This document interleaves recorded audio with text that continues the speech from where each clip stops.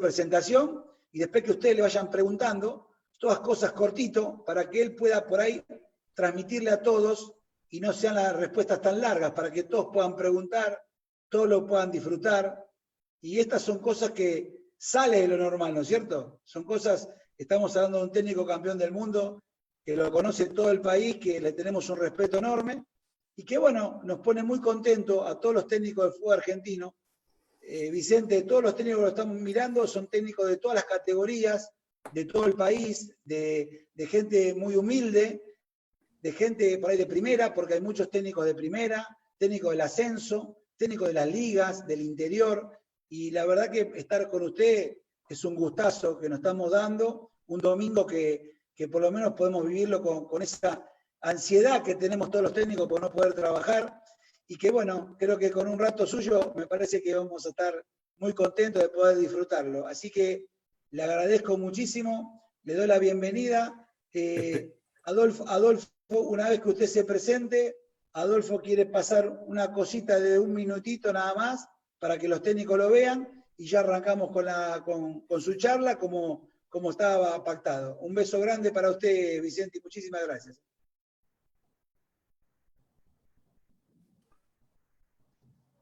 ¿Intervengo yo? Voy yo, Vicente. Ah, perdón. Voy yo, Vicente, así hacemos la presentación, lo que queremos, y vamos. Son 2 minutitos. Ahí vamos. No caigamos en la trampa de ninguno, Cuidado, Cuidado que no caigamos en la trampa. Empezamos fuerte desde el principio. Es muy importante marcar un poco el territorio,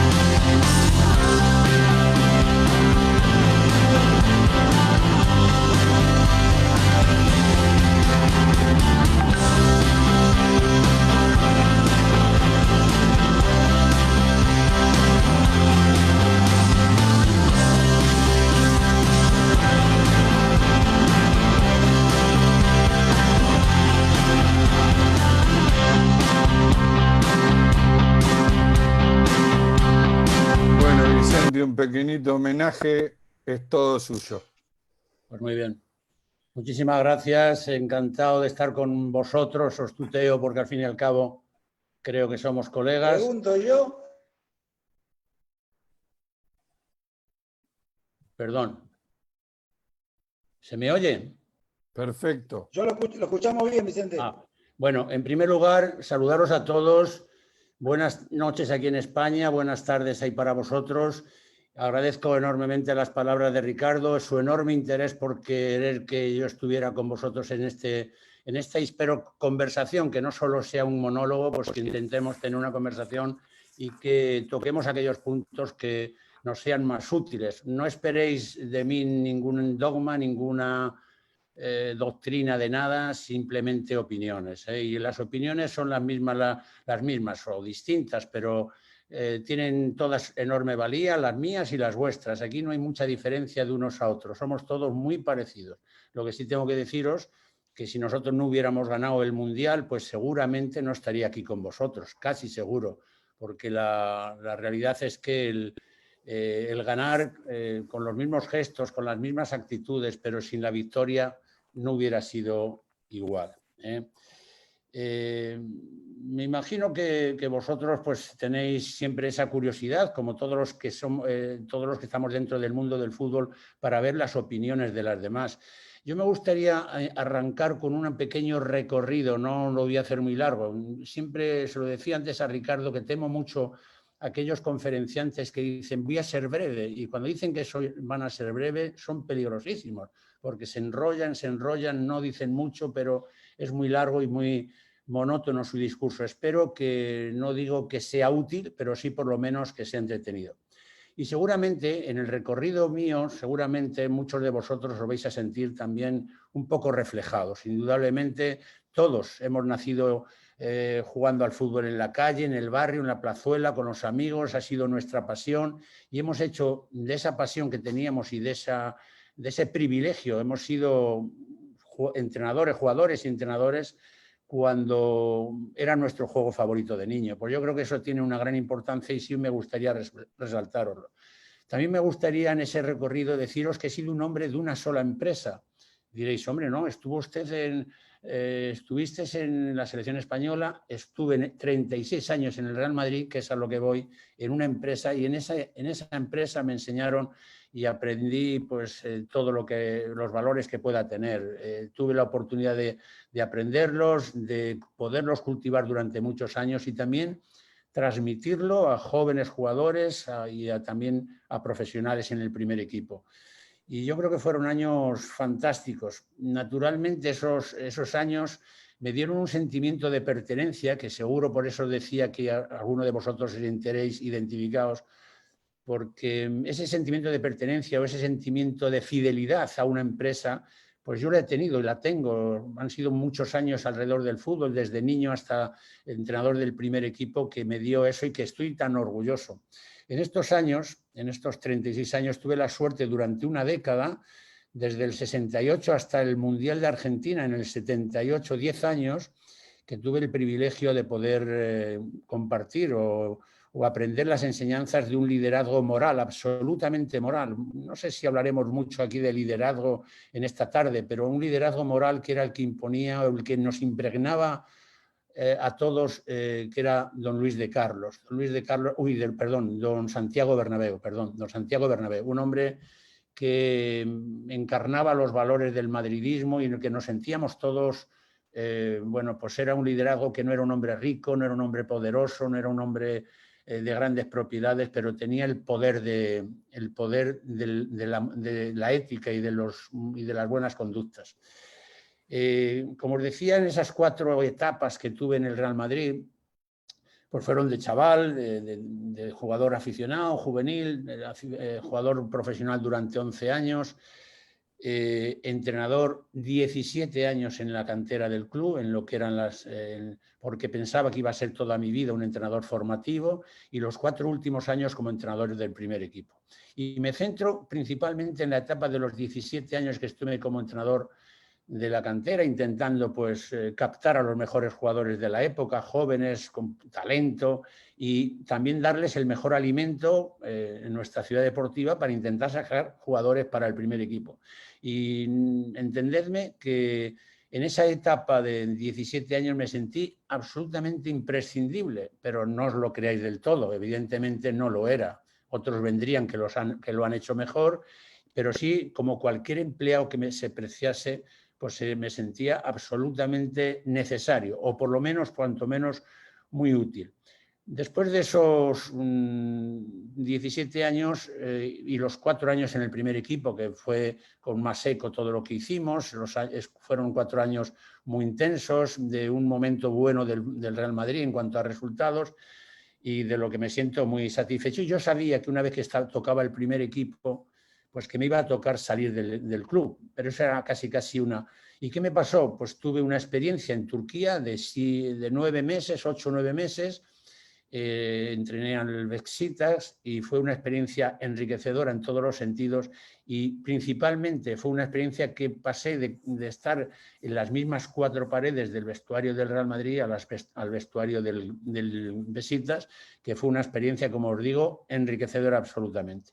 Y luego los 8 años últimos, desde el 2008 al 2016, que fui el seleccionador nacional, que intenté pues naturalmente representar bien a lo que era mi club, lo que era mi país, España, y también pues intentar dar las mejores prácticas dentro y fuera del terreno de juego. Dirigimos 114 partidos. De los 114 partidos, solo, y lo digo no busco porque eso ya lo sabéis todos, que si fuimos campeones o no fuimos, perdimos tiempo, también tuvimos tiempo de todo, de ganar y de perder, pero de esos 114 partidos solo tuvimos un expulsado de lo que me siento siempre algo satisfecho, porque yo creo que queríamos tener las mejores prácticas en ese vestuario para influir en ellos en los buenos comportamientos, porque al fin y al cabo un jugador de fútbol no solo es jugador de fútbol para ganar, sino también para ser un ejemplo para parte de la sociedad. Intentamos dar, y voy acabando en esta entrada, intentamos dar la mayor normalidad posible a todos los hechos, a todo. Intentamos ese equilibrio emocional o esa fortaleza emocional que todo entrenador debe de tener. ¿Por qué ese equilibrio emocional? Pues que yo creo que debemos de ser, pues aceptar la victoria con con normalidad, sin estar demasiado contento, pero también aceptar la derrota como parte del juego, de lo que es el deporte, y que también debemos de trasladar a los jóvenes que hay que admitir la derrota por encima de todo. Como veis, un largo recorrido de muchas experiencias, de algún conocimiento también es verdad, pero sobre todo de muchas emociones, que al final es lo que queda del mundo del fútbol, esas emociones que son invalorables. Fijaros que os he hablado de pertenencia, os he hablado de fidelidad, os he hablado de ejemplaridad, de líder moral, de austeridad, de imprescindible, de normalidad, de mínimo compromiso social, de equilibrio emocional, de ganar y de perder. Y esto yo creo que resume un poco lo que ha sido mi vida alrededor del fútbol, que he sido, y os vuelvo a repetir, un absoluto afortunado en todos los sentidos, y que me siento muy, muy orgulloso, ¿no? de los éxitos conseguidos, porque también hemos tenido, está todo equilibrado entre los fracasos, pero sí orgulloso de estar tantos años en la disciplina de un club y los 8 años en la selección española. Mirar, yo me gustaría, en todo lo que nos queda de reunión, pues hablaros de lo que es un vestuario, de esa doble tarea tan importante de un entrenador, que es la tarea, digamos, de las relaciones personales dentro de un vestuario, que eso casi no digo que sea lo más importante, pero sí que nos acerca a los éxitos. Si nosotros establecemos unas relaciones y las llevamos adelante y las practicamos, yo creo que y tenemos una buena convivencia, un vestuario sano, seguramente estaremos más cerca del éxito que si no lo es. Pero hablaremos del fútbol, de los jugadores, de esos que viven en el vestuario, de los que el centro de trabajo es un vestuario, de todo un equipo multidisciplinar que está alrededor. Cada día un equipo cada día más grande, más numeroso. No sé, tengo mis reticencias a veces cuando veo que entrenadores que tienen 15, 20 personas a su cargo, a mí me da un poco de miedo. Yo creo que las grandes decisiones las deben de tomar 3 o 4, pero eso yo creo que tendremos tiempo para hablar de cómo me gustaría que fueran los jugadores, cómo son y cómo me gustaría que fueran. Ese que os hablaba antes de lo que era el liderazgo, ese tipo de liderazgo que cada uno, en función de su personalidad y de su experiencia, pues va trasladando eso a los jugadores, y que esa influencia en los jugadores sea positiva. El por qué soy entrenador, porque muchas veces nos preguntan, ¿por qué soy entrenador yo? Pues claro que hemos tenido influencias externas o influencias de otros entrenadores que han propiciado a querer ser entrenador, aparte de la vocación que en su día tuve. Quise ser maestro, no pude llegar a ejercer de magisterio, pero sí tenía esa vocación de poder enseñar, y sobre todo de algo que yo conocía, o que por lo menos había vivido siempre alrededor de él. Y también, cómo no decirlo, porque un jugador se retira muy joven y con 33, 34 años tiene que seguir viviendo, y eso era, por eso también me sentí, vocacionalmente dirigido a ser entrenador.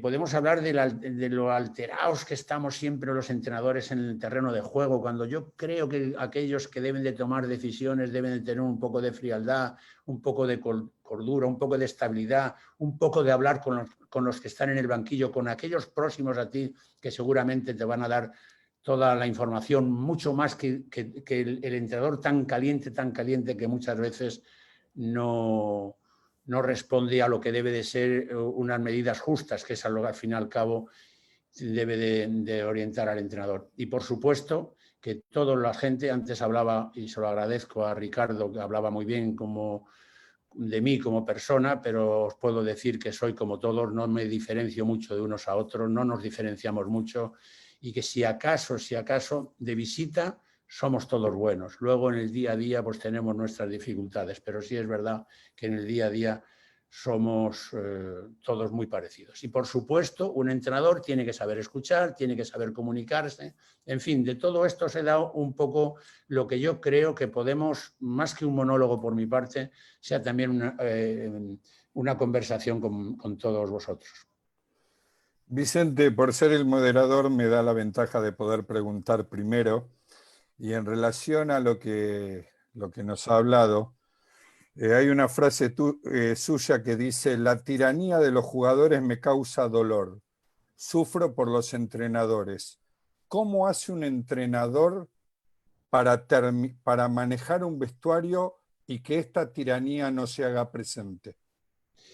Bueno, pues cuando hablo de tiranía no sé si he sido un poco exagerado, pero sí es verdad que ellos, los jugadores, piensan en ellos mismos y el entrenador tiene que pensar en todos. Y eso siempre es una preocupación. Incluso cuando un equipo gana, yo digo que la felicidad del entrenador no es completa, porque miras para un lado, miras para otro, hay 12, 13 jugadores que se quedan sin jugar. Eso siempre es un pequeño dolor para el entrenador. Pero sí es verdad que el jugador debe de tener esa conformidad, de decir, oye, porque muchas veces no sabemos la importancia de cada uno. Mirar, nosotros, por ejemplo, perdonad que vuelva al Mundial, que ya hace más de 10 años, pero nosotros hubo un jugador que estuvo en el campo media hora el día de Portugal, que fue Llorente, Fernando Llorente, nada más jugó media hora y fue un hombre importantísimo en la victoria frente a Portugal. ¿Quiero decir que por eso ganamos el Mundial? Pues bueno, como tantas cosas en el fútbol, hay cuestiones que son indemostrables, pero sí es verdad que salió y fue media hora mortal para Portugal. Yo creo que nos hizo ganar el partido. Nadie puede decirme lo contrario. ¿Y cuántas veces ha salido uno que no esperaba salir? Un día Iker Casillas en una Copa de Europa en Glasgow contra un equipo alemán, el Bayer Leverkusen, pues estaba en el banquillo. Salió faltando 10 o 15 minutos para acabar el partido y fue vital para que nosotros ganáramos esa Copa de Europa. Quiero decir que muchas veces aquellos que están en el banquillo también son muy importantes. Y aquellos que no juegan, y eso lo sabéis todos vosotros como yo, son también muy importantes. El tener un ambiente sano, eso es buenísimo. Mirad, nosotros teníamos dos jugadores en el Real Madrid, que eran McManaman y Jeremy. Os explico, McManaman sabéis que era un jugador del Liverpool, estuvo muchos años, luego vino a Madrid, y Jeremy era un jugador, un africano que vino con nosotros también, no tenían una gran ascendencia sobre el público, no eran muy queridos por el público, pero para dentro del vestuario eran importantísimos, eran felices, eran unos tíos siempre que eran divertidos, eran unos tíos felices, que al final nuestro deporte, nuestra profesión es para estar feliz, porque no puedes estar cabreado todo el día. Si estás en un juego que ha sido tu juego de niños, ¿cómo vas a estar enfadado? Y estos eran fundamentales. Yo digo que era un liderazgo, el suyo, un liderazgo natural, de gente que hacía mucho bien a nuestro equipo. Bueno, Vicente, hay muchos entrenadores que quieren preguntar. Vamos a empezar a darles la palabra. Vamos a empezar con el director técnico Mario Junior Salazar. Tu pregunta, Mario. Ahí le estamos dando audio. Ahí está Mario. Hola. Bueno, le hablo acá desde Resistencia, la provincia del Chaco, en la República Argentina. Y mi pregunta va dirigida específicamente la función, si le da o le daba participación a los ayudantes técnicos, si ellos tenían participación ahí en el vestuario, en ese momento donde hay intercambio de opiniones, de correcciones, si ellos participaban activamente en eso. Pues mire, hemos sido, ¿cómo os diría yo? Un liderazgo muy compartido. Y cuando digo compartido, no lo digo de cara a la galería, le digo de auténtica verdad. Nosotros teníamos, nosotros no nos metíamos nunca, digo nosotros los técnicos, los 3 o 4 técnicos que tomábamos las decisiones, nunca nos metíamos en lo que comíamos, en los que bebíamos, en lo que había que hacer la disciplina. Éramos bastante permisibles, bastante flexibles, digamos. Ahora, eso sí, yo muchas veces digo que parecieran que ellos eran los que mandaban, pero que se hiciera lo que tú quisieras, que eso es algo que no es fácil, no es fácil lograr. Pero los médicos tenían su responsabilidad y nosotros teníamos mucho afecto a los médicos. Creo que eran hombres muy importantes para nosotros. Y a todos hay cuestiones que nosotros debatíamos, pero lo que no puedes debatir es con 15 o 12 ayudantes, hablar con todos sobre este tema, porque es imposible eso.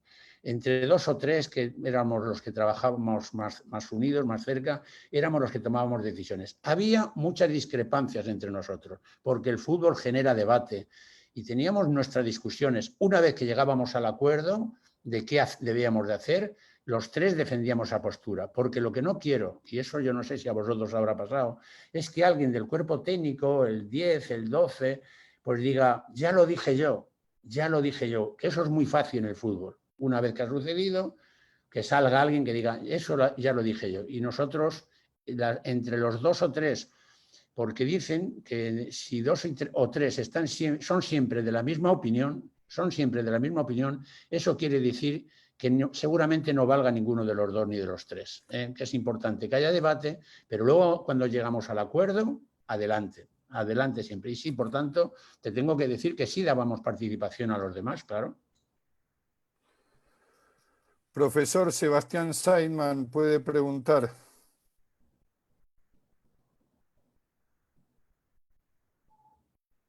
Ya tiene audio. Ahí está. Buenas tardes. Primero, muchísimas gracias. Un honor escucharlo. Si nos pudiera contar un poco cómo transcurre una sesión de entrenamiento clásica con el seleccionado nacional. Bueno, vamos a ver. Siempre hay unas diferencias de lo que es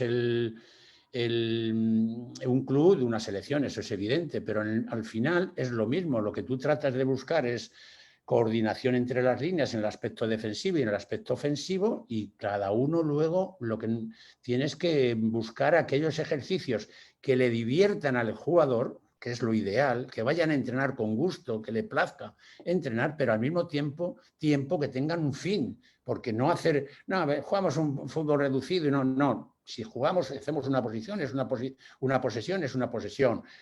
Tenemos nuestras reglas, le damos el tiempo que van a estar, la intensidad que le damos, la carga de trabajo y tal, el tiempo, en fin. Yo creo que, y luego tienes que tener, pues, digamos, parcelado el tiempo que vas a utilizar para la parte principal, aquello que vas buscando ese entrenamiento.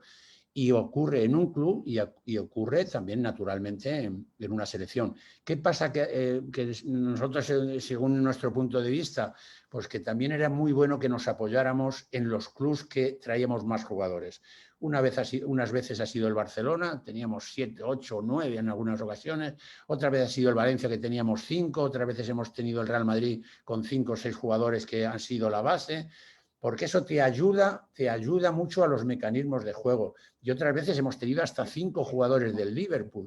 Si nosotros seguramente conocéis el fútbol español o conocéis, sabéis que los jugadores españoles éramos muy refractarios a salir al extranjero, pero que últimamente, y ese ha sido uno de los factores claves, yo creo, de nuestro fútbol, han salido al extranjero. Ahora vemos con toda normalidad jugadores en la Premier, o vemos con normalidad jugadores y entrenadores en distintos países, unos más anónimos, otros más conocidos, pero eso ha sido fundamental. Y os decía, los 5 jugadores del Liverpool, porque en aquella época también fueron un grupo muy importante que nos ayudó a componer mejor el equipo, vamos, el sistema de juego, el orden de juego, la organización, en fin, y tratar naturalmente de buscar ese equilibrio entre el talento y el orden de un equipo.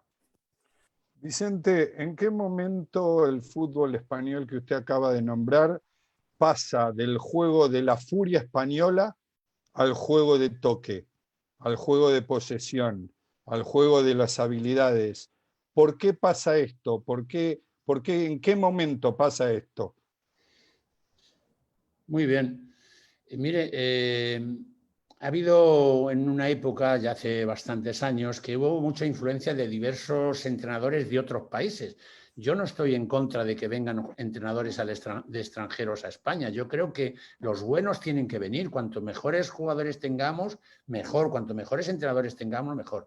Pero ha habido una época que vinieron de distintos estilos. La escuela holandesa, de la escuela yugoslava, de la escuela no sé cuánto, los franceses, los sudamericanos, en fin, han venido de todo. Y yo creo que ya desde hace tiempo, no sé poner la frontera del antes y el después, pero sí que ha habido, yo creo, como homogeneizar un poco nuestro fútbol, tratar todos de que la técnica, el entrenamiento casi son todos viendo con el balón, estando con el balón, todos en todos los equipos, y se nota la mano del entrenador. Y yo creo que eso también no soy tonto pensar también que hemos tenido una buena generación de jugadores, muy buenas, que hemos tenido suerte, que hemos ganado el Mundial porque tuvimos mucha suerte, pero también porque el fútbol ha encontrado una mejor formación de los entrenadores, cada día una mejor entrenador.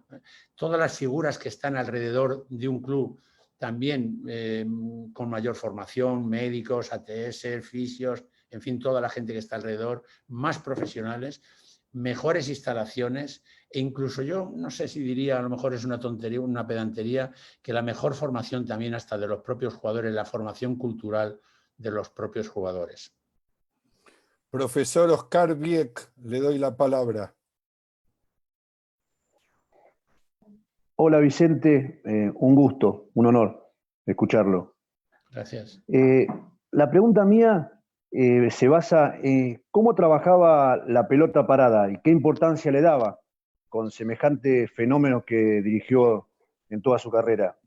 Óscar, pues valorando qué posibilidades nosotros defensivas tenían en las acciones a balón parado en contra nuestra, en lo defensivo, claro que siempre buscábamos casi ni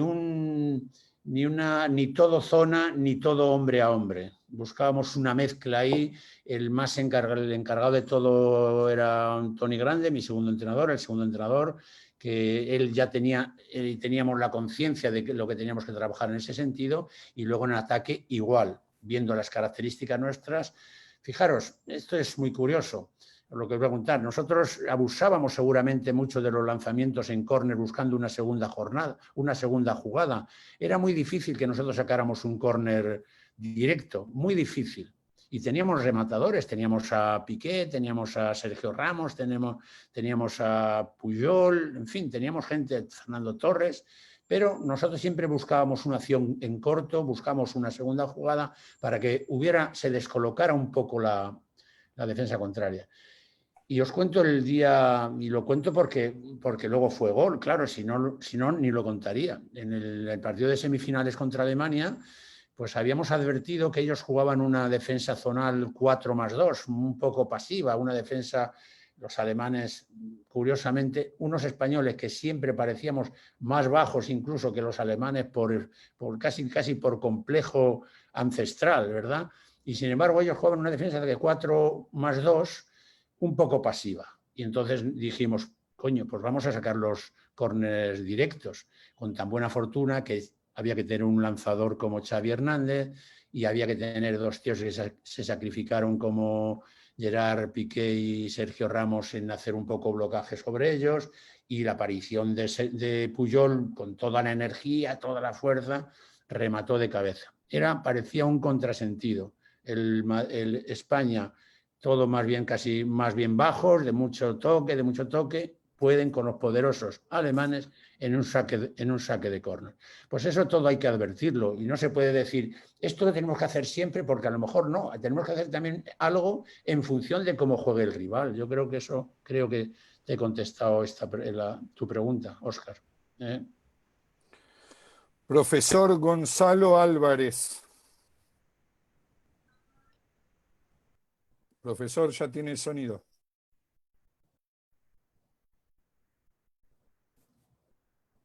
Profesor. Bueno. Profesor Álvarez, ya tiene sonido. Hola, ¿qué tal? Buenas tardes. Un gusto, Vicente. Igualmente. Con respecto a lo que decía hoy al principio, quería saber qué bajada de línea hubo o tenían ustedes como cuerpo técnico en la selección para manejar tanta figura y se haya podido llegar al objetivo. Pues mira, con toda normalidad. Yo creo que os lo he dicho en el transcurso de esa entrada que he hecho. Yo creo que con normalidad, intentando que haya respeto nuestro hacia ellos y ellos hacia nosotros. Yo creo que eso muchas veces, ojo, y una cosa, nosotros tenemos fama de que somos blandos, de que dejamos hacer, que somos, en fin, muy dulzones. Pero la verdad que, mira, nosotros hemos logrado en el Madrid, tanto en el Madrid y los 4 años que estuvimos como en la selección, no tener grandes problemas, no tener grandes conflictos. Yo creo que tendría que escarbar mucho en algunas cosas para sacar algún conflicto que hayamos tenido gordo. No hemos tenido, pero no hemos tenido que poner ninguna multa ni nada. Yo creo que muchas veces una simple mirada, un comentario a tiempo, o dejarlo amainar muchas veces las cuestiones cuando hay algún momento de tensión, que los hay como en toda la familia, pero yo creo que no nos ha ido mal nuestra forma de ser. Y eso que tenemos un liderazgo no muy potente, no muy fuerte, pero sí un liderazgo compartido, que yo creo que no es malo, y un liderazgo emocional. Si ellos perciben que tú eres laborioso, que tú eres trabajador y que no eres mal tío, yo creo que tenemos mucho ganado. Tenemos mucho ganado. Yo creo que debemos de pensar en eso. Laborioso, no ser mal tío y con conocimientos. Porque claro, si descubren que qué bueno eres muy trabajador, pero entras en el vestuario y no dices nada, no se ve la mano del entrenador, difícilmente puedes dominar ese vestuario. Ellos, desde el primer día que entras en el vestuario, desde el primer día, te analizan desde el reloj que llevas, el bolígrafo que usas, los calcetines que te pones, te analizan de todo. Y ellos, cuando ven alguna debilidad, atacan por ahí. Nosotros no hemos tenido ningún problema, de verdad, ni hemos dado preferencias a nadie, porque muchas veces dicen que la mayor injusticia es tratar a todos por igual, pero nosotros lo hemos intentado. Porque luego hay una desigualdad, cuando tú eliges 11 jugadores sobre 23, hay una desigualdad evidente. Pero yo creo que hemos tenido mucha suerte. Y os cuento que en el Madrid tuvimos desde Ronaldo, Nazario, hasta Sisú, Zidane, Raúl, Morientes, Iker Casillas, Fernando Hierro, Manolo Sánchez, en fin, gente de mucho respeto de todo el mundo, pero que nosotros trasladamos prácticamente lo que habíamos hecho en la cantera del club en cuanto a la conducta personal. Y luego en la selección, pues sabéis todos los que hemos tenido, chicos también que en sus clubs son titularísimos y que venían aquí y alguno de los 24, 12 o 13 se quedaban sin jugar siempre. Y eso sí que es una gran preocupación para el entrenador. Profesor Julio Jiménez, por favor.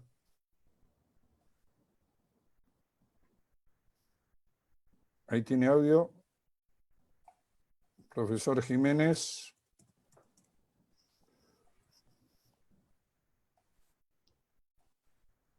Profesor. Hola. Sí, ahí tiene audio, Sí. profesor.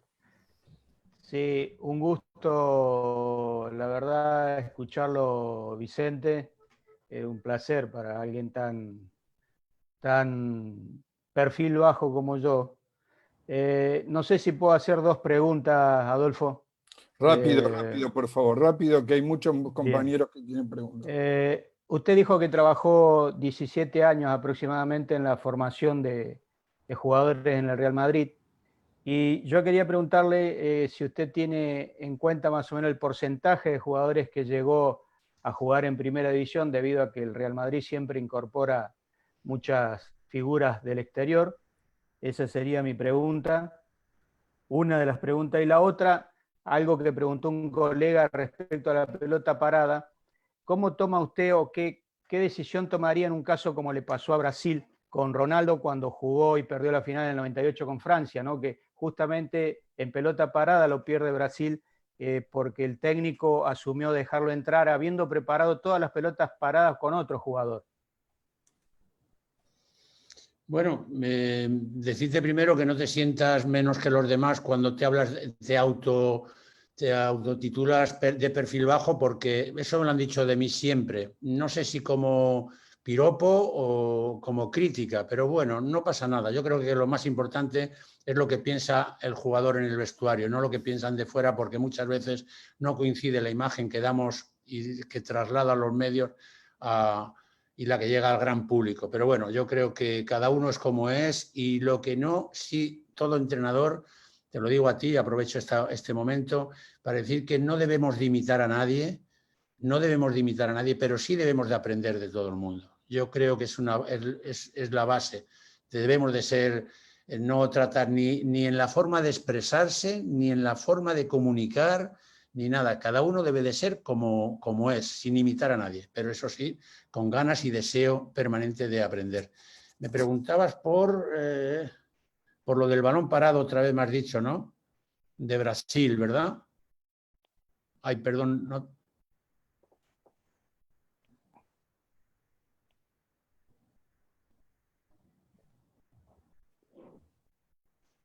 No te oigo. Ahora sí. Ahora a ver. Ahora Julio, sí. A ver, Julio. Julio, no, es que Julio ya está. Ya he hecho la pregunta y ya está fuera. No, pero le doy audio, no hay problema, Vicente. Ahí está, ahí tiene audio de vuelta. Dime, Julio. Julio. Ahí está. Ahora. Ahí está. Sí, le había preguntado primero por los juveniles, Vicente, el porcentaje, si usted tenía en cuenta cuántos llegaban a primera división, y después por lo de Ronaldo. Mire, nosotros, nuestra misión era educar a los jugadores y llevar a los jugadores hasta el primer equipo. Esa es la función. No es fácil. Hay mucha competencia. Fijaros que nosotros cogíamos jugadores de toda España. Ahora mismo, en la actualidad, ahora ya se coge de todo el mundo. Jugadores que el Madrid ha fichado por 50 millones, no es ninguna crítica, es que han cambiado los tiempos, es que han cambiado. Pagan 50 millones por un chaval de 18 años. Eso en nuestra época era prácticamente impensable. Cuando teníamos que pagar un dinero a cualquier club modesto de algún jugador que potencialmente se veía que podía llegar a ser jugador, nos costaba Dios y ayuda para convencer que había que pagar ese dinero. Ahora se pagan 50, 30 millones por cualquier promesa. Bueno, por cualquiera no, por los buenos, por los buenos. Y luego en lo de, no recuerdo el hecho concreto de Brasil, pero siempre hay que tener concienciado al equipo de que cada uno tiene una misión en las acciones a balón parado, unos de vigilancia y otros de marcaje más individual, y que tienen que cumplir cada uno con su obligación. Si uno falla, puede romper el trabajo de todos. Profesor José Claramonte.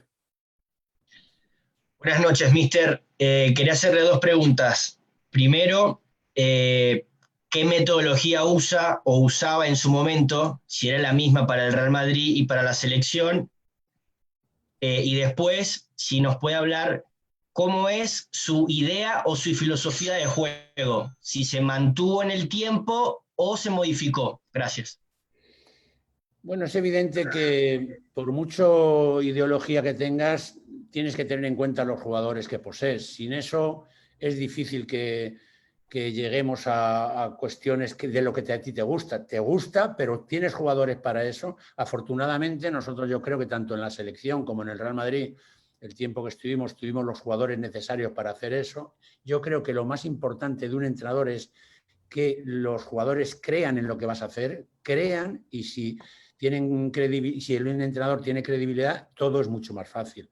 Y la metodología, evidentemente, no es que cuando se dice, no, todo con balón, claro, pero que hay que tener, para eso tienes un preparador físico que tiene que hacer ejercicios para cuantificar el trabajo físico, pero sobre todo, si podemos hacer todo con juegos, hacer todo lo que sea necesario para que ellos se sientan cómodos y tener el fin y lo que tratamos de buscar, pues que las líneas estén muy juntas, que tengamos bien en la circulación del balón, que nos movamos sin balón todos, que en fin, que lo que hace un equipo defensiva y ofensivamente. Yo digo muchas veces, no sé si un poco cursi, lo de las 3 Ps, de presión, buena posesión y buena profundidad. Sin esas Ps difícilmente podemos hacer un equipo ordenado. Profesor Cristian Reyes.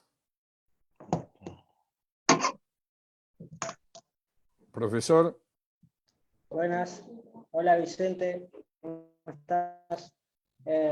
Bueno, quería preguntarte cómo fue también el traspaso de la selección española y cuánto influyó la filosofía y la idea que por ahí implantó Guardiola con esa revolución, con su idea.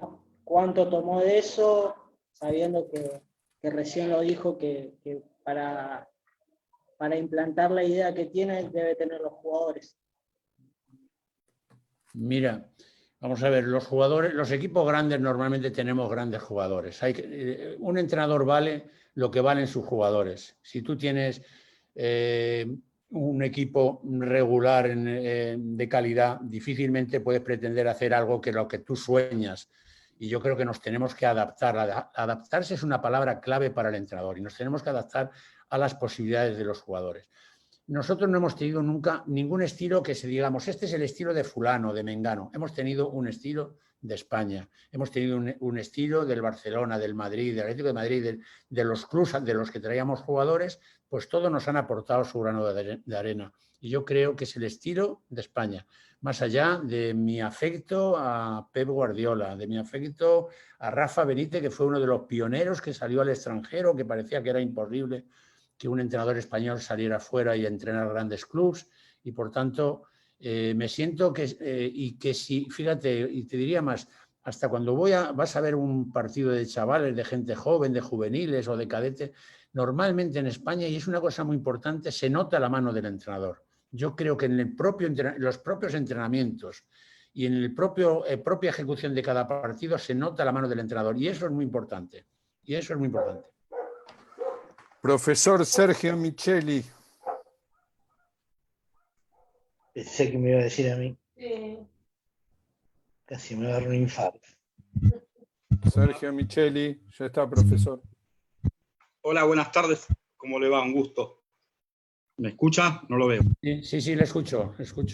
¿Cómo le va? Yo lo llevo al Mundial. El partido que pierden con Suiza. ¿Cómo fue hasta jugar con Honduras? ¿Cómo fue esa semana? ¿O cómo fue ese entrenamiento? ¿Qué les dijo? Y si cuando juegan con Paraguay un partido tan duro y lo ganan, ¿ya pensaban que estaban en la final o creía que podían estar en la final? Bueno, yo creo que en la vida hay que ser realista y no podemos pensar en la final si antes no vamos cubriendo los paso a paso cada partido. Y en eso yo creo que hemos pecado de excesivo optimismo, pero sí ser un poco positivos, porque también nosotros tenemos que trasladar esa energía y ese gusto por el fútbol para llegar hasta el final, pero hasta que no hemos llegado al final no nos lo hemos creído antes. Mira, nosotros perdimos contra Suiza y fue un momento muy difícil, un momento de choque, un momento que no sabes qué hacer. Seguimos haciendo lo mismo que nos ha traído hasta aquí. Habíamos jugado los 10 partidos de clasificación en la zona europea y habíamos ganado los 10, habíamos hecho los mejores resultados de todos los grupos. muchos goles, pocos goles en contra, en fin, todo iba bien. Tú, como entrenador, ¿crees que debías de cambiar en relación a lo que nos había llevado allí al Mundial? Pues no, hicimos lo que teníamos que hacer. Pero naturalmente, el mensaje que nosotros le dijimos a ellos tenía que ir paralelo a luego los hechos. Porque si tú dices, oye, hemos jugado bien, no hemos tenido suerte, hemos perdido contra Suiza, y al día siguiente quitas a 6 o 7 jugadores y, joder, hemos jugado estupendamente, pero nos ha limpiado a medio equipo. Quiero decir que no va en relación lo que dices con lo que haces. Y nosotros la verdad que seguimos con los mismos.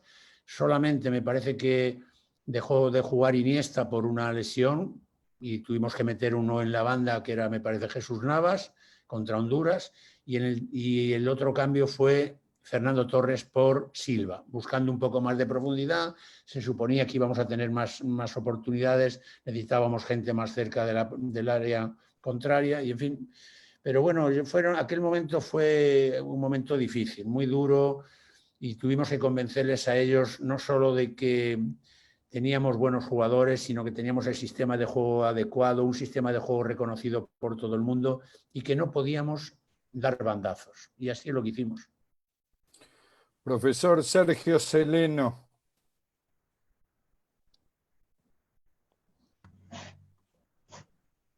Ya tiene Hola, audio, ¿me escuchan? Sí, perfecto. Hola, buenas noches. Muchas gracias, Vicente, por esta charla. Muy claros sus conceptos. De acuerdo a la experiencia de tantos años en la formación de fútbol juvenil, ¿cuál era el nexo que usted buscaba para que los juveniles de la cantera de Real, en su momento, llegaran a la primera división, al fútbol profesional? Y también, ¿cómo actúa siendo técnico de la selección mayor con las selecciones mayores, con los sub? Pues mira, siempre he sido una persona que me ha gustado mucho la técnica del juego. No entiendo que nadie juegue a cualquier juego, a cualquiera, y no conozca la técnica de ese juego. Y para mí ha sido algo muy importante el jugador técnico, el jugador que esos fundamentos técnicos, llevarlos hasta el máximo extremo y buscar ese entrenamiento real que tenga una transferencia para el partido del domingo. No un entrenamiento falso, de esos que no valen para nada, de entrenamiento que tocamos uno de frente al otro y va el balón lento, no, tocamos el balón y va el balón rápido. Hablo de un toque con interior, va el balón rápido y llega a su compañero. Y eso yo creo que son fundamentos técnicos básicos que cada uno debemos de, sobre todo en las canteras, deben de mejorarse permanentemente, porque luego ya lo otro, la parte táctica, eso va viniendo casi sin querer. Casi sin querer, solo el propio juego les va a conducir a ellos. Se van a dar cuenta que necesitamos esas pequeñas sociedades que se pronuncien en un campo, esos dos centrales que estén bien coordinados con Sergio Busquets y con Xavi Alonso, que tengan una buena coordinación, uno que venga a recibir, en fin, todo lo que se crea alrededor de un equipo y esos mecanismos, pero principalmente creo mucho en el aspecto técnico del jugador y sobre todo en categorías inferiores, que si no lo aprenden ahí, difícilmente lo van a aprender después. Profesor Salvador Ragusa, su pregunta.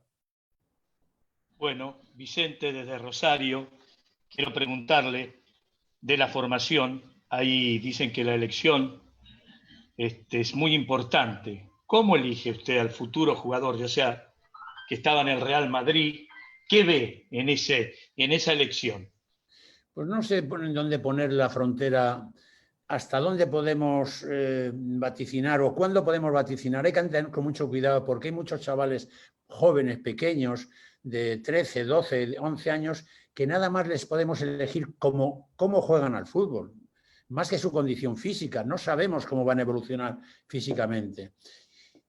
Podemos aventurar algunos si tienen la cadera baja, si va a ser tal, no sé qué, pero no si van a ser altos o bajos. No, eso no es importante. Primero, en una edad pequeña, yo creo que sepan jugar al fútbol, tan obvio como eso. Y después, cuando ya se van metiendo en 15, 16, 17 años, ya hay que ver también un poco más lejos, un poco más allá las condiciones físicas y van unidas a eso. Y luego hay otros que a lo mejor no tienen una gran calidad, pero sus condiciones físicas son exuberantes. Quiero decir que hay que tener también mucho cuidado porque yo sí es verdad que no me he emocionado, me he emocionado. Cuando me retiré como futbolista y empecé a entrenar con la cantera, me emocionaba con muchos jugadores. Decía, joder, este va a llegar al primer equipo. Siempre estábamos pensando a ver si llegábamos jugadores al primer equipo. Y luego te vuelves un poco ya más escéptico, más cuidadoso y siempre ya un poco más prudente. Pero siempre, porque al fin y al cabo todos los que estamos trabajando o hemos trabajado en las categorías inferiores, te emocionas con los jugadores. ¿Cómo no te vas a emocionar? Quieres que sacarlo el máximo de jugadores posible y viene, yo creo, desde esa formación y de esos fundamentos técnicos. Y también cuidado con ese hombre, ese chico que tiene una gran condición física, que a lo mejor con un poco que coordine el juego con el balón, podemos hacer también un buen jugador de fútbol. Profesor Carmelo Petruso. ¿Qué tal, Vicente? Muchas gracias por su humildad y sus conceptos tan claros. Mi consulta es, ¿en qué cree que estamos fallando los entrenadores argentinos, teniendo en cuenta que de la cantera siguen saliendo jugadores, pero a nivel equipos no podemos redondear buenas campañas, sobre todo en la selección nacional? Bueno, pues es una pregunta que seguramente os estáis haciendo vosotros permanentemente. Yo no tengo tampoco, soy tan erudito del fútbol argentino como hace unos años. Hace unos años teníamos casi toda la información, pues a través de películas, el gráfico, el no sé qué, teníamos toda la información al día de cómo era el fútbol argentino. Ahora cada vez menos nos enseñan menos, o por lo menos hablo en mi caso, que no tengo ninguna responsabilidad con ningún club, pues veo menos el fútbol argentino. Pero sí es verdad que algo debe de funcionar en el que el jugador no explota como equipo. Y yo cuando me dicen, es que Sudamérica tenemos talento, pero no tenemos orden, no tenemos equilibrio, no tenemos organización de juego. Yo no creo en eso, no lo creo, porque yo los compañeros que he tenido argentinos, que han sido un montón, y los he tenido como compañeros en el campo y luego los he tenido como entrenador también, ellos como jugadores, y han sido todos jugadores muy ordenados, gente con gran sentido de equipo, sabía que ellos también iban a ser mucho mejores si el equipo funcionaba, si el equipo ganaba. Y ya no os digo nada, Fernando Redondo, Santi Solari, yo qué sé, hemos tenido Quique Wall, Roberto Martínez, yo qué sé, hemos tenido un montón de jugadores que todos, que por lo menos a mí he tenido siempre muy buena devoción hacia ellos. Y no sé si la selección, no te contesto a lo de la selección porque ese yo creo que es un tema ya de más envergadura y no me atrevo a meterme en un asunto que a lo mejor es de estudio, pero no por mi parte. No me atrevo a opinar. Profesora Ana Tirigal, por favor. Sí, Ana. Acá estoy. Hola. Perfecto. ¿Me escuchan? Sí. Perfecto. ¿Sí? Hola, sí, buenas noches. Hola. La pregunta, se te escucha perfecto, Ana. Perfecto, ok, disculpen. Sí, quería saber, cuando usted estaba de entrenador, ¿qué importancia le daba entre lo mental y lo físico? ¿O la misma importancia? No sé cómo trabajaba. He sido un convencido de que un vestuario debe de funcionar desde la cabeza, tener jugadores valiosos, tener unas buenas relaciones humanas. Sin eso es muy difícil que nos acerquemos al éxito, muy difícil. Y en eso hemos tenido jugadores estupendos que han sabido lo que era un equipo, han sabido en la mayoría de los casos aguantar su suplencia en algunos momentos cuando han tenido que estar en el primer equipo y han sido titulares. Y en fin, hemos tenido una gran suerte de contar con jugadores con oficio dentro del fútbol. Pero vamos, creo mucho en la persona, creo mucho en su cabeza y creo mucho en las relaciones humanas y creo mucho en la técnica. No digo que en lo físico no crea, también, pero por este orden me voy quedando. Profesor Ricardo Caruso Lombardi quiere preguntar. Vicente, ¿cómo le va? Bueno, muy linda la charla, muy linda.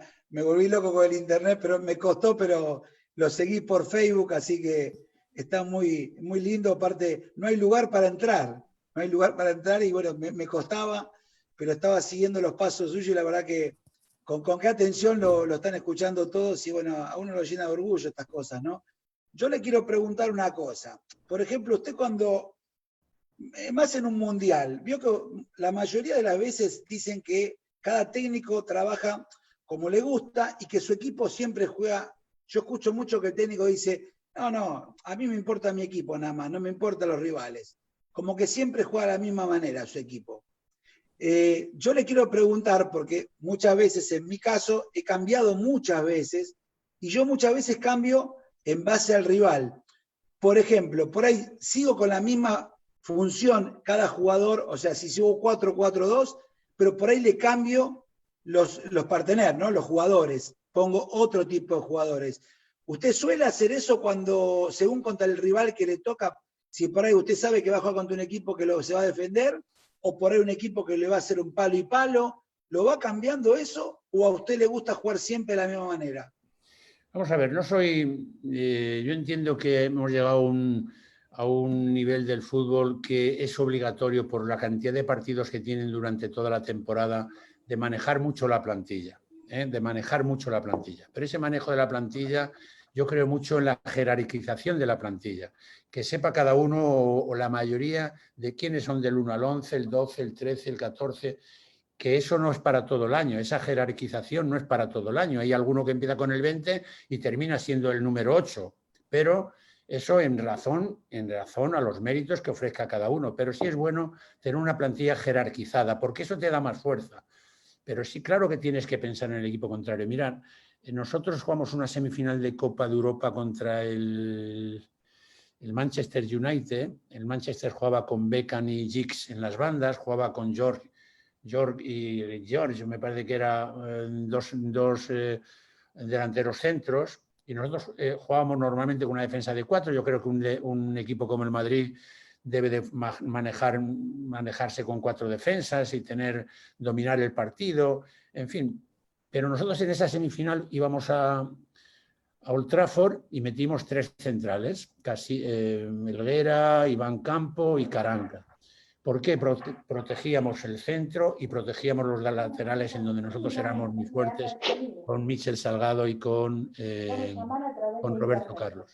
Y cambiamos, ganamos el partido, nos clasificamos para la final, ganamos la final, pero siempre he sido de tener que los jugadores tuvieran algo fijo, que no pudiéramos estar todos los días cambiando de sistema de juego, aunque tú dices que no cambiabas de nombres, pero no cambiabas de sistema de juego. Yo creo que hay que creer en algo, pero si las cosas no funcionan, claro que es normal que podamos cambiar, claro. Profesor Hugo Sayago. Hola, buenas noches, Vicente, un gusto. Mi pregunta es, si me puede dar 2 pautas fundamentales de qué es lo que tiene que tener un director técnico y qué es lo que tiene que tener un entrenador de fútbol formativo. Muchas gracias. Bueno, yo creo que en los dos es que no hay grandes diferencias. Vamos a ver, mira, yo creo que un entrenador, el que se precie, es un liderazgo, os decía antes de don Santiago Bernabéu, un liderazgo moral, pues un liderazgo que influya positivamente en un grupo y que influya en el aspecto de la disciplina, del orden, de dentro de un vestuario, que tengamos un vestuario sano. Eso es el liderazgo, eso es el liderar un grupo, influir positivamente en las relaciones personales. Y luego está en influir en lo que tú creas que es lo mejor para ese equipo y convencerles a ellos de que eso es así. Porque si tú estás haciendo algo que los jugadores no creen en ti, pues oye, yo creo que falla algo y normalmente falla el entrenador. Yo creo que es importante ganarte la credibilidad de los jugadores. Sin eso es difícil que podamos funcionar. Profesor Sebastián Álvarez. ¿Qué tal, Vicente? Gracias, Adolfo. ¿Qué tal, Vicente? Un placer poder conversar con usted a distancia. Tengo 2 consultas, 2 preguntas. La primera va en cuanto a su etapa de formador. En una nota que le hacían a Álvaro Benito y a Guti, se asombraban porque usted todavía recuerda la formación de cada uno de esos chicos, cómo llegaron al club, quién los recomendó y demás. Mi pregunta viene en cuánto se involucra usted como docente, como profesor ¿sí? Y como entrenador, con cada uno de los jugadores que ha dirigido. Y sumado a eso, en una oportunidad dijo de que si Messi no ganó en Argentina es porque los grandes jugadores tienen que tener un equipo alrededor. ¿Cómo logró usted ese vestuario y ese equipo en el Real Madrid de los Galácticos y en la España Galáctica del 2010? Vamos a ver, mira, son dos cosas, me haces casi de el desarrollo de toda mi vida. Yo he tratado de educar de la mejor manera posible a todos los chavales que traíamos a la ciudad deportiva.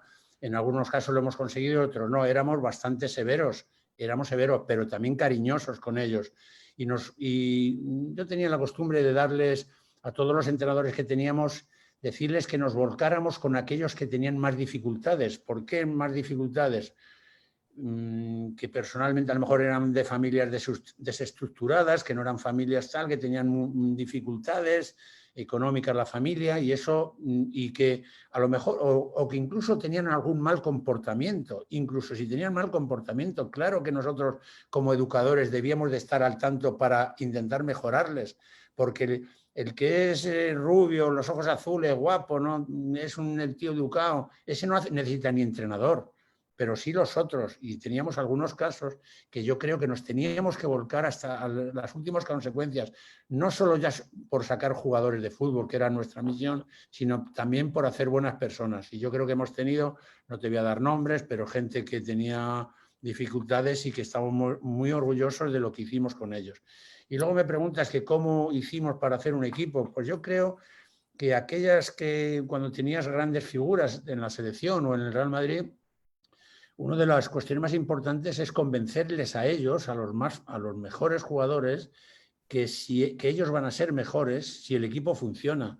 Y para eso no hay duda que hay que tener un equilibrio entre el talento y la organización de juego. El entrenador está obligado a que el talento cada uno lo exhiba y lo ponga al servicio del equipo. No debe de limar el talento de nadie, pero al mismo tiempo sí darle una organización para que ese jugador se dé cuenta de que los demás compañeros son muy importantes para que él triunfe. Porque si se gana, todos salen reforzados. Vicente, Miguel Gómez pregunta, ¿cuánto le sirvió ser técnico de juveniles para hoy tener ese tipo de liderazgo? Pues yo creo que todo. Yo no pensaba que me iba a dedicar al mundo profesional. Tenía en mi perspectiva era estar toda la vida en el fútbol juvenil. Creía que no iba a salir de ahí. De hecho, después de 17 años, pues como os he dicho al principio de la charla, me consideré muy útil para el club. Pero bueno, el club en una coyuntura difícil tuvo que relevar a un entrenador, luego a otro, otra vez, tal. Y ya me planteé un día y le dije, mirad, si tenéis la mínima confianza, pues vamos hasta el final. Y es verdad, el presidente en aquel momento, Lorenzo San, y el vicepresidente Juan Nonieva, dijeron, vas a aguantar hasta el final. Y aguantamos hasta el final con tan buena fortuna que fuimos campeones en París contra el Valencia, la final de la Champions del año 2000, sí, 2000. Y después de ahí, pues los 4 años que estuve. Y yo creo que no cambié mucho de lo que era en los campos de tierra, que antiguamente teníamos campos de tierra, a lo que luego cogimos con los profesionales y los tratamos prácticamente igual, sin ninguna diferencia. Profesor Néstor Taborda. Hola Vicente, buenas tardes, un gusto. Hola. Se te escucha, Néstor, se te escucha. Bien. Vicente, quisiera hacer una consulta. ¿Qué opinión le cabe si usted hubiese tenido a Messi dentro de la selección española? Bueno, pues hubiéramos tratado naturalmente de sacarle todo el provecho, como está demostrado. No creo que el entrenador tenga mucha mano ahí, pero porque el talento lo tiene él, lo exhibe él, pero sí que estuviera a gusto dentro del equipo, que los contenidos del entrenamiento fueran los adecuados, que se sintiera a gusto él y todos los demás, y que luego pues que fuéramos un equipo, como te decía antes, organizado, porque los jugadores se dan cuenta perfectamente cuando es un equipo organizado y cuando no lo está. Y yo creo que, como os he dicho antes, pues tratarles bien, con el máximo respeto, el respeto que deben de tener ellos también a un entrenador, pero vamos, que con toda normalidad también. Profesor Fernando Francomacaro. ¿Qué tal? ¿Se me escucha? Sí. Sí, perfecto. Buenas noches. Muchas gracias, Adolfo, por permitirme preguntar. Vicente, le quería hacer una pregunta. ¿Qué consejos nos puede dar a los entrenadores cuando nos toca transitar un momento en que el momento del equipo es malo? A veces puede ser que se dan los resultados, pero futbolísticamente es malo, o a veces el bajón anímico. ¿Cómo se trabaja eso? Si se charla más puntualmente con los líderes del grupo, se charla con todos, más charlas, menos trabajo físico, o más trabajo futbolístico para convencer. ¿Qué consejo nos da para salir rápidamente de ese momento? Bueno, pues no lo sé. Yo creo que lo más importante es hablar con ellos sin grandes diferencias de cuando se gana, cuando se pierde. Es que el tono de voz no sea exageradamente, que estamos envenenados porque no juegan bien, porque no, en fin. Yo creo que también hay que poner ahí un poco en la balanza tu trabajo y no cargar todas las culpas en el jugador, que eso es lo más fácil. Yo creo que ahí al final se produce una... no sé cómo se dice, una disrupción, algo que no funciona bien, y que el entrenador debe de tener esa prudencia para decir las cosas que tiene que decir. No se debe de callar nada, pero sí decirlas con un poco de amabilidad. No hace falta ser grosero, ni dar voces, ni enfrentarse a los jugadores para decir lo que tiene que hacer, porque muchas veces no tiene más razón el que más voces da. Da muchas veces el que dice lo que los jugadores lo ven, que tampoco son tan tontos para no darse cuenta de cuando las cosas no funcionan, porque casi siempre tiene la culpa otro. No tenemos la culpa nosotros, los jugadores, la tiene otro, ¿no? El de más adelante que no persigue, que no viene a ayudarnos, el otro porque no se desmarca, el otro. Siempre tenemos una disculpa. Pero por eso hay que hablarles claro a los jugadores, pero con un tono agradable, que no significa, porque en la vida no podemos confundir la bondad con la exigencia. Tenemos que ser muy exigentes, pero no está mal que un punto de bondad, no pasa nada. Y si ellos no lo quieren entender, peor para ellos. Peor para ellos. Antes de dar la próxima pregunta, Vicente, tengo que decir que entre los directores técnicos que tenemos el honor de tener a Jorge Solari, que realmente es un gran honor para esta charla que Jorge Solari esté presente. Un gran saludo para Jorge. La próxima pregunta, Javier Piccolo. Javier.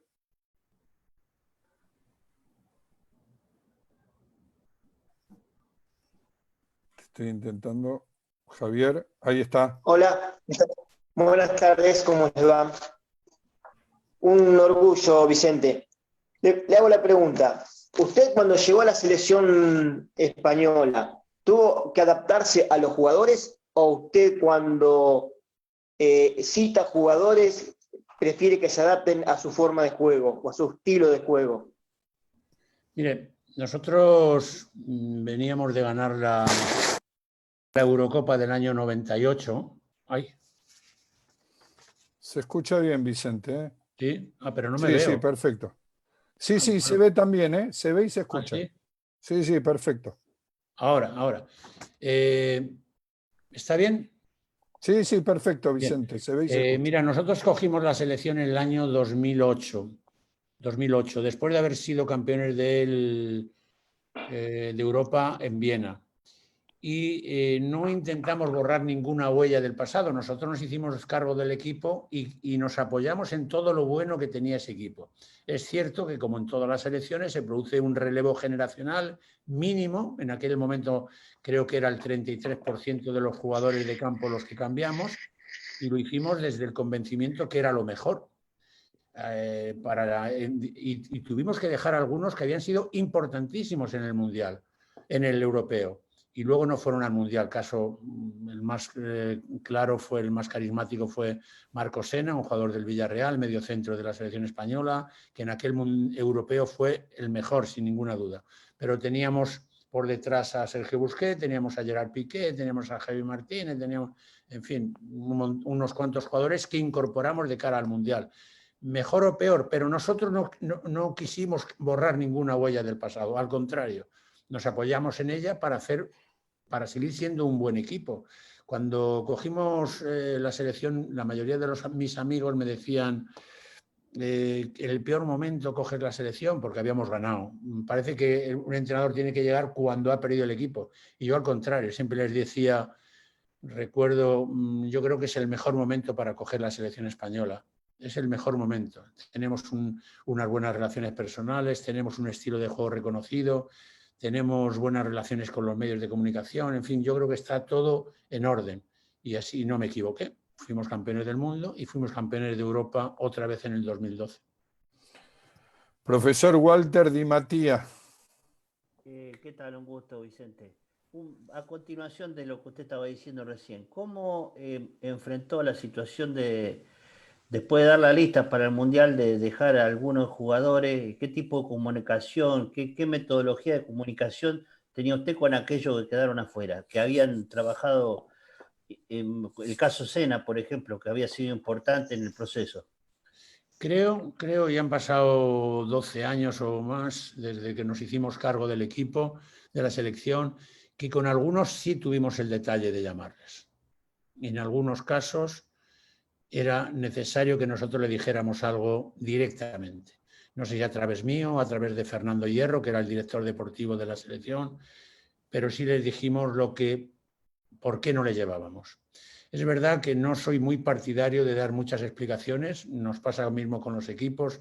Creo que un entrenador no puede estar todo el día dando explicaciones por qué juega o por qué no juega, porque eso vas a terminar cayendo en errores de difícil justificación. Y que, por tanto, los jugadores tienen que saber que si no juegan es porque no lo crees oportuno y que hay otro que lo va a hacer mejor. Porque el único objetivo que tiene un entrenador, aparte de ser considerado con los jugadores y un tío majo, es que hay que hacer todo lo que haya que hacer para ser cada día mejores o ser los mejores. Y en eso, si le toca a alguno perder, pues no tenemos más remedio. Yo creo que hacerlo siempre, que todo vaya en beneficio del equipo. Vicente, Nico Caruso pregunta, ¿qué opina de la incorporación de otras disciplinas a la disciplina del fútbol? Otras disciplinas se refiere a psicología, antropología y ese tipo de cosas. Sí, creo en ellas firmemente y nosotros me recuerdo en las categorías inferiores que cuando teníamos algún caso de algún chaval, en fin, no graves, pero sí les acercábamos a algún psicólogo para que le tratasen sin ningún problema y lo hemos hecho desde querer al chico darle una mayor personalidad y un mayor carácter y lo hemos hecho a conciencia de que era lo más importante. Pero, dicho todo esto, creo que en un vestuario la figura del entrenador es clave. No digo que las otras no lo sean, pero la figura del entrenador es clave. Si alguien pretende que por cosas de un vestuario que alguien puede suplantar lo que debe de hacer un entrenador, está equivocado. Yo creo que el entrenador es clave. Que se note la presencia del entrenador en un vestuario es importantísimo. Si no, va a ser difícil. Profesor Camilo Rivas. Buenas noches, Adolfo. Buenas noches, Vicente. Muchas gracias por la oportunidad. Primero que todo, seguramente usted ha tenido muchas experiencias en toda su carrera y algunas buenas, otras por ahí no tanto, pero de estas experiencias, ¿cuál cree usted que ha sido la más significativa y de la cual más ha aprendido? ¿Qué anécdota lo llenó o le hizo clic y le ayudó a enriquecer muchísimo su manera de ser y su manera de trabajar? Bueno, yo creo que un equipo como el Madrid, un equipo como la selección española, en el día a día es muy difícil aburrirse. Siempre hay algo, algún asunto. Es imposible. Y dependiendo de que esos asuntos los resuelvas de una manera o de otra, estás ganándote al equipo o te estás distanciando del equipo. Y a veces son cosas menores, cosas que no tienen una gran trascendencia. Mister, ¿por qué no salimos mañana en vez de a las 11? ¿Por qué no salimos a las 11:30? ¿Por qué no entrenamos un poco antes? ¿O por qué no entrenamos un poco después? Hay cuestiones que no son sustanciales. En lo sustancial no podemos fallar, pero en esas pequeñas cuestiones, aunque seamos un poco flexibles, no es un asunto de debilidad. Muchas veces es lo que más conviene al equipo. Y en eso, bueno, no pasa nada el ser flexible, pero siempre sabiendo que en las cosas sustanciales, por eso es tan bueno, tan importante que un entrenador sepa escuchar a todo el mundo, porque pensamos, este no tiene ni idea, pero muchas veces tienes algún amigo que te dice, y que tú piensas, joder, este es más pesado que un demonio, pero a veces tiene razón y hay que saber escuchar. Un entrenador tiene que saber escuchar a la gente y también escuchar a los jugadores. No es un síntoma de debilidad. Profesor Fernando Ederi. Gracias, Adolfo. Buenas noches, don Vicente. Es un honor enorme poder hablar con usted. Yo lo sigo mucho, leo sus entrevistas, sus videos. Le voy a preguntar sobre 3 cosas. Usted mensurará si vale la pena contestar las 3 o no, y por lo menos que usted dijo o se le atribuyen. Lo he escuchado reiteradamente hablar de la suerte que han tenido ustedes en el Mundial y de la que se requiere sobre también otros equipos que ganan el Mundial. Siendo que es el nivel máximo. Quiero saber si eso a usted se refiere, porque la particularidad del sistema del Mundial, que es ser tan corto, o si también en nuestro deporte lo atribuye cuando el campeonato es largo. Ese es un punto. El otro punto es, dijo que hay que enseñarle a los juveniles a perder. Quiero saber cómo se lleva eso con formar la mentalidad ganadora en el jugador. Y la tercera, que cuanto más alto es el nivel técnico y de los jugadores, cuanto más alta es la jerarquía, el entrenador pasa a tener menos preponderancia en la parte táctica y más en el manejo de los egos. Le agradezco enormemente, don Vicente. Pues muy bien. Vamos a ver, mira, yo cada uno puede opinar como sea. Yo siempre pongo la cantinela al final de mi discurso cuando digo, hemos sido campeones por esto, esto y esto, y siempre pongo, y hemos tenido un poco de suerte. ¿Y por qué no decirlo? Porque sí, aunque nunca sabremos qué hubiera ocurrido si el Robben cuando se enfrenta a Casillas no le roza Casillas en el pie y se va fuera. No sabremos qué hubiera ocurrido si Cardozo, el jugador paraguayo, hubiera marcado el penalti que Paraguay tuvo contra nosotros. No lo sabremos.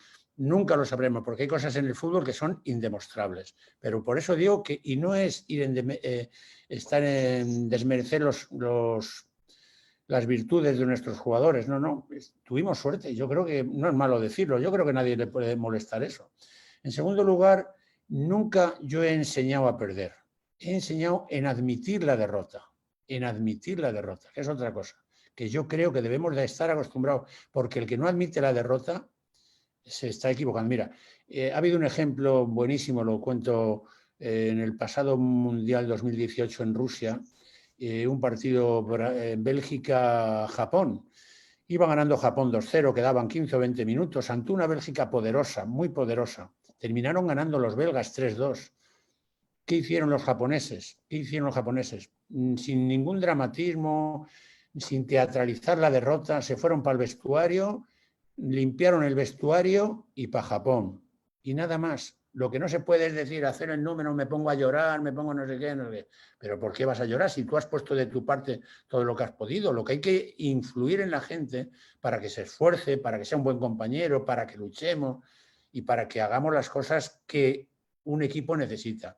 Pero por lo demás, yo enseñar a perder, no. Pero sí es verdad que hay que admitir la derrota, creo yo. Para los jóvenes, vital, pero no solo para su vida como futbolista, sino para la vida en general. Y por último, me preguntas, yo creo mucho que los contenidos del entrenamiento son absolutamente claves. Para el nivel de los jugadores que tenemos, entrenar adecuadamente es fundamental. Los jugadores piden trabajo, pero bien hecho. No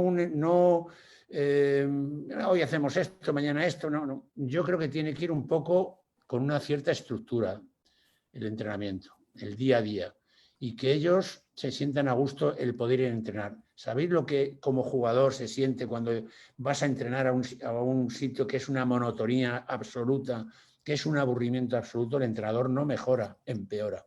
Nosotros teníamos, fijaros, en el año, no habéis nacido casi ninguno de los que estáis ahí seguramente, en el año 73, 74, 74, 75, después del Mundial de Alemania del 74, 4 años antes del de Argentina, llegó un entrenador yugoslavo con nosotros. El contenido del entrenamiento eran extraordinarios, los contenidos. Era un entrenamiento por repeticiones, absolutamente por repeticiones, que es algo que en la educación se da, el trabajo por repeticiones. Y para nosotros lo aceptamos con muchísimo gusto porque nos dimos cuenta que tenía algo de valía. O sea, no era se hacía las cosas porque le gustara repetir. Estábamos 30, 35, 40 minutos haciendo el mismo movimiento. Éramos unos tíos extraordinarios. Pero yo creo que el avance del fútbol va por otras normas y que ahora los grandes jugadores necesitan otro entrenamiento, otro contenido de entrenamiento, sin decir que aquel del año 74 era para nosotros una absoluta novedad. Profesor Néstor Rapa, por favor, su pregunta. Un privilegio, Vicente, escucharlo. La consulta es esta. Yo considero que en nuestro país hay una exageración en el trabajo de los preparadores físicos, una exageración en el uso de los gimnasios y un estado de los jugadores que, desde mi punto de vista, está muy al límite y que yo, sin ser ni médico ni preparador físico, creo que es la razón por la que se producen tantas lesiones en nuestro país, roturas de ligamentos, que yo no veo que ocurra en el resto del mundo. Le pregunto a usted si en Europa en general, sé que usted puede responderme en general en Europa, o si en España en particular, se prioriza también tanto, se le da tanta importancia y se llega tan al límite en el aspecto físico, o se le da más prioridad en el trabajo de la semana al aspecto técnico y al trabajo con la pelota. Yo creo que en ese equipo multidisciplinar que un entrenador debe tener a su lado, las figuras de los preparadores físicos es indudablemente necesaria, absolutamente necesaria, y fue algo que ya desde Suecia, en el Mundial de Suecia, me parece que ya Brasil ya fue con dos preparadores físicos y luego fue cogiendo forma y ya se ve con toda normalidad el trabajo de los preparadores físicos. Sí es cierto que puede ser, como diría yo, el preparador físico en seco y el preparador físico adaptado al fútbol. Y yo creo que debemos de buscar a aquellos preparadores físicos que ya tienen una adaptación al fútbol y que saben cuantificar el trabajo con balón para que su faceta física se haga de la forma más ordenada posible y más científica posible. Yo creo que ha sido la figura del preparador físico de mucha ayuda a todos los entrenadores. No podemos olvidar que ellos son profesores o han estudiado, son universitarios, todos, y nosotros la mayoría no somos universitarios. Tenemos algunas carencias que debemos de protegernos con ello y estar bien rodeados de un preparador físico que esté integrado en lo que significa el fútbol y en cómo debemos de entrenar. Profesor Carlos Aníbal Herrera. Profesor, yo estaba... Ahí está, profesor, sí. Lo escuchamos. Muy buenas tardes, profesor Mr. Vicente del Bosque. Es un gusto, es un honor poderlo saludar desde Guatemala. Quiero preguntarle cuál es el momento que más recuerda de su etapa con el trabajo con los jóvenes en la cantera del Real Madrid. Mirar, cuando alguien me pregunta cuál es el mejor momento que he tenido en el fútbol, yo siempre digo que mis 36 años en el Real Madrid no los cambio por nada, no los cambio por nada. Creo que ese recorrido de niño a entrenador del primer equipo ha sido apasionante.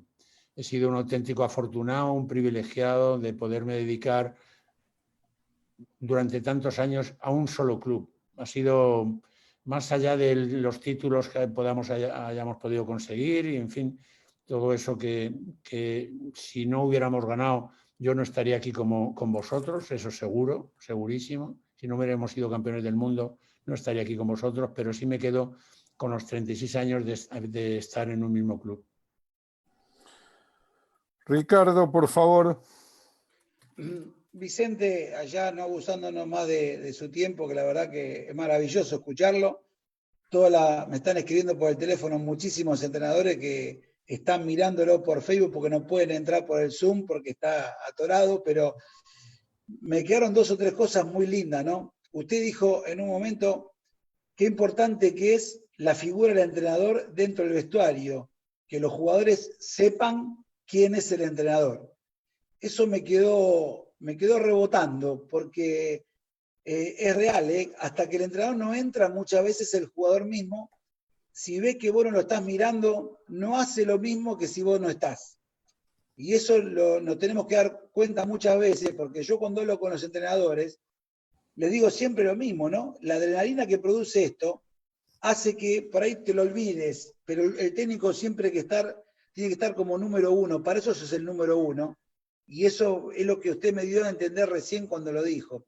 Por eso le quería preguntar, los técnicos en España, acá lamentablemente, Vicente, estamos olvidados, los técnicos argentinos estamos olvidados, aunque, o sea, a nivel país, ¿no es cierto? No el exterior, tenemos una gran cantidad de técnicos muy buenos, pero ¿qué pasa? Nosotros tenemos un gremio que no nos cuida, no nos apoya, nada, el interior, por eso hay mucha gente necesitada de hablar con gente como usted, personalidades que les puede abrir el camino y la cabeza de muchas cosas. ¿En España pasa lo mismo a nivel entrenadores o se les respeta mucho más, sea cual sea la categoría? Ya os he dicho a través de esta conversación que ha sido fundamental la formación de los entrenadores en España. Yo creo que ha sido vital la cantidad que la Federación Española ha tenido unos cursos de capacitación cada día mejores, cada día dándole más vida a lo que era la figura del entrenador. Yo, por ponerte un caso concreto, te decía, la figura del primer entrenador es clave.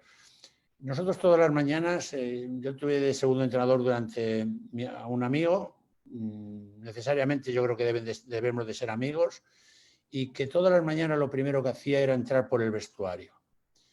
Daba una vuelta, saludaba a uno, hablaba con el uno, hablaba con el otro, tal, y cuando ya venía aquí, yo le preguntaba alguna vez, ¿cómo está el vestuario? No, está bien, está todo tranquilo, no hay ningún problema.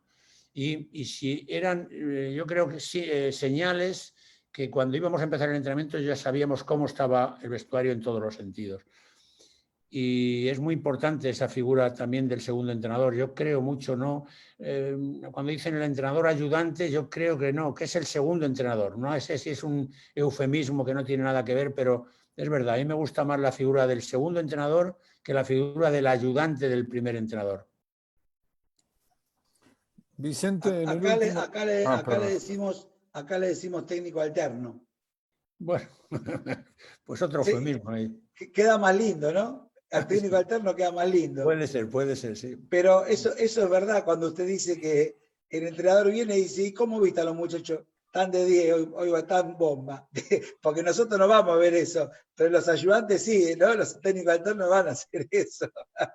Está muy bueno eso, está muy bueno. Es una buena medida tener un buen técnico alterno, ¿no? Para eso, ¿no? Porque cuando le pones el oído, cuando usted decía, yo le digo, hay cosas que me han quedado, pero bárbaro, cuando dice, yo le pongo el oído a los técnicos alternos porque por algo los tengo y nos ponemos de acuerdo los tres. Qué gran verdad esa, ¿no? Porque después que salió mal, te dije que no era como te había dicho.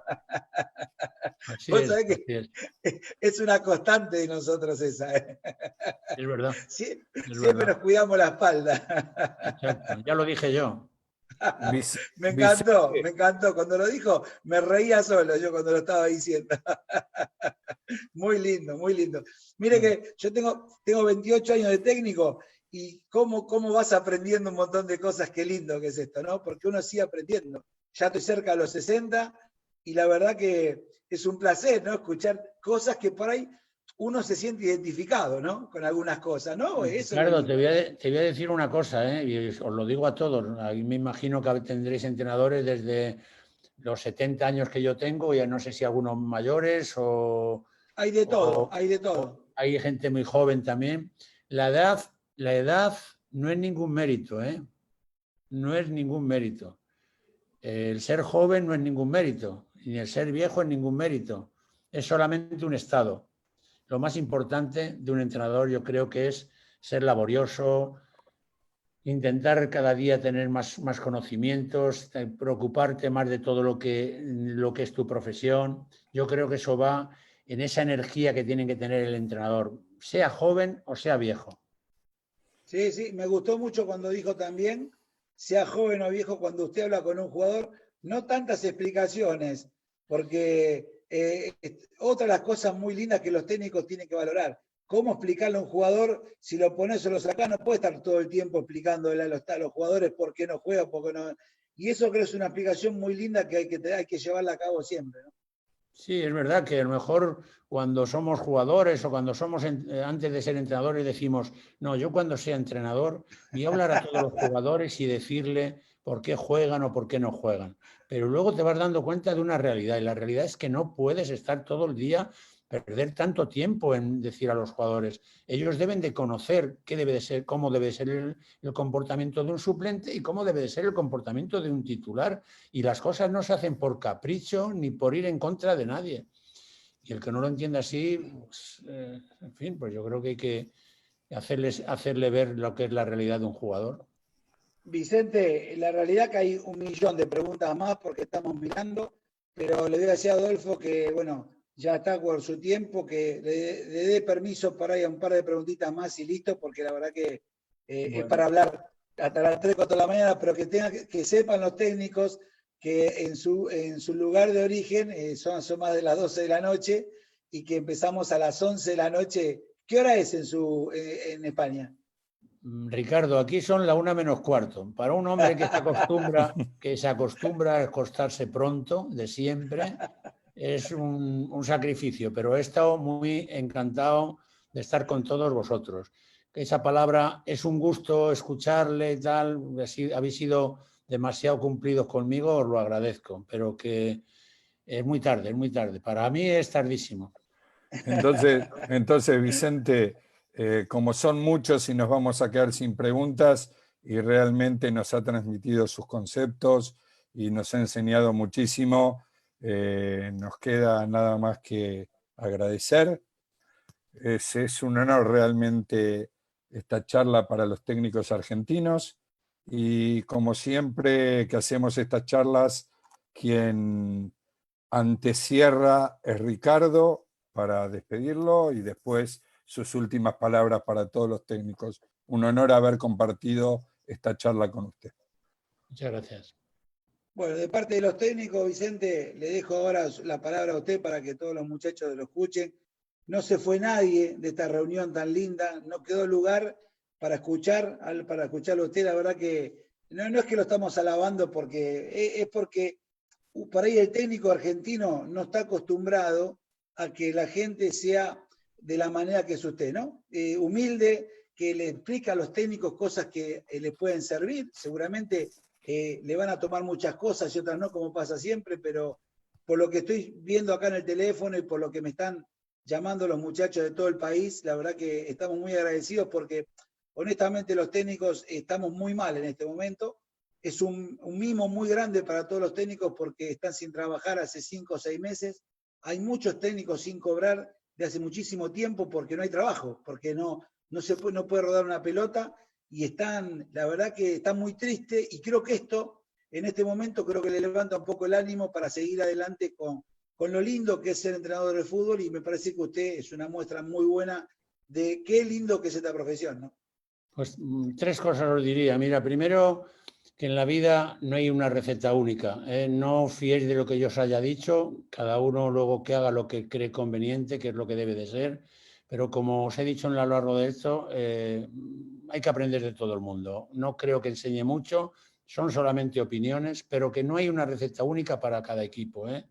Yo creo que cada uno tenemos nuestra receta en función de la personalidad, de la experiencia, del carácter que cada uno tenga, y en fin, eso es así. En segundo lugar, espero que esta pandemia que nos ha tocado vivir en todos los sitios, no digo que vayamos a ser mejores porque vamos a ser tan buenos o tan malos como éramos antes, pero que sí que pase lo antes posible, que ha dejado mucha gente en el camino, y que el fútbol en España hemos tenido una gran suerte, que se han celebrado, se han sustanciado las competiciones con una gran incertidumbre cuando se volvieron a poner en marcha en junio, julio. Y se ha salido casi todo airoso, menos en el último minuto, que en un partido deportivo Fuenlabrada de la segunda división aparecieron ahí unos cuantos contagiados y eso ha perturbado un poco todo lo que había sucedido hasta entonces. Pero es brillantísimo que la Liga de Fútbol Profesional, la Federación Española de Fútbol, el Consejo Superior de Deportes haya logrado terminar la temporada esta. Y nada más, deciros que, por último, que no sabía, en estos 10 años que hemos celebrado últimamente, no podía imaginar que había tantos periodistas deportivos en Argentina. No lo podía imaginar. Yo que me perdonen todos, he atendido a muchísimos, de verdad que he atendido a muchísimos. Algunos habrán quedado sin mis opiniones. Les he mandado para septiembre y ya me da hasta vergüenza, porque yo estoy de vacaciones aquí en Málaga y me da un poco de vergüenza y apuro el retrasar pero es que no doy abasto. Así que aquellos que no hayan tenido mis palabras, que tengan paciencia y tampoco se pierden nada porque no les haya contestado. Un abrazo para todos. Muchas gracias, Vicente. Un placer y agradecido a todos los técnicos del país. Gracias. Un abrazo grande. Les hablo un segundo nada más a los técnicos. Adiós, un abrazo. Adiós, Vicente, un beso para usted. Bueno, nada más, gracias, se le digo a todos los muchachos que están mirando. Les quiero avisar que mañana va a estar Claudio Vivas a las 7 de la tarde. Y la semana que viene se viene Martín Palermo el viernes, Ricardo Lavolpe el sábado, Claudio Borgi el domingo y Daniel Garnero el lunes. Y el jueves Silvana, Ricardo, el jueves Silvana. El jueves va a estar Silvana Villalobos, que es la primera dama que ha dirigido jugadores hombres. Ella va a ser el jueves, perdón. Pero el viernes, estaba por confirmar, ahora me confirma Adolfo el jueves para Silvana Villalobos, que es la primera mujer que dirigió hombres.